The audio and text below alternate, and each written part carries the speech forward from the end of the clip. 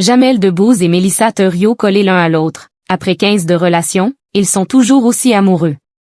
Au cœur de l'Alpe d'Huez, l'amour et le cinéma s'entremêlent. Jamel Debbouze et Mélissa Theriault, plus unis que jamais, ont illuminé le tapis rouge, tout comme le duo Philippe Lachaud et Élodie Fontan. Mais l'un des deux couples a été particulièrement tactile. La 29e édition du Festival international du film de comédie de l'Alpe d'Huez se tient du 19 au 25 janvier 2026. Les stars sont nombreuses à se déplacer dans ce décor de neige pour promouvoir leur film et espérer remporter un prix. Un des films les plus attendus était sans conteste Le Marsupilami, le nouveau film de Philippe Lachaud, en salle le 4 février. Sur le tapis rouge, Jamel Debbouze qui joue dans le film, a pris la pose avec son épouse la journaliste Mélissa Theriault. Après 15 d'amour, le duo est apparu plus amoureux que jamais, s'affichant main dans la main et l'humoriste embrassant avec tendresse la joue de la mère de ses enfants Léon et Lila. Ces denriers n'ont certainement pas eu la chance d'accompagner leurs célèbres parents afin de ne pas rater l'école. Autre couple bien connu et qui travaille pour le film, Philippe Lachaud et Élodie Fontan qui avaient un look assorti, faisant référence aux couleurs du marsupilami, jaune et noir. Le Marsupilami, un film qui a une place à part pour Philippe Lachaud.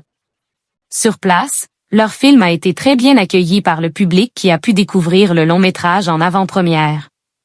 J'ai adoré, j'ai ri du début à la fin, je me suis éclatée.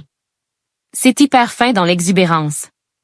Ce sont des génies, a déclaré Florence aux Parisiens qui, en plus, a trouvé le Marsupilami trop mignon. Comme Florence, Sylvie et Jean-Louis, 71 et 72 ans, ont passé un très bon moment. C'est excellent à tous les points de vue.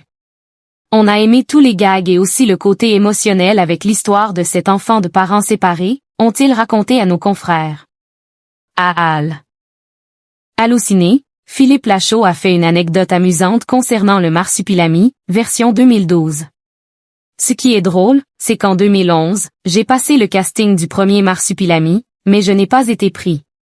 J'étais vraiment en galère de boulot à l'époque, rien ne marchait, et puis j'ai reçu l'appel d'une directrice de casting. C'était pour faire un duo. J'ai passé le casting avec Max Boublil. Je priais pour avoir le rôle car je suis un énorme fan d'Alain Chabat et de Jamel. Mais on n'a pas du tout été retenu. Et en regardant le film, je crois que ces deux rôles ont complètement sauté au montage puisque je ne les ai pas vraiment vus. J'étais triste et dégoûtée. Mais se dire que plus de 10 ans après, j'y suis. Là, j'étais sûre d'avoir le rôle puisque je l'ai écrit et que je le réalise. On n'est jamais mieux servi que par soi-même.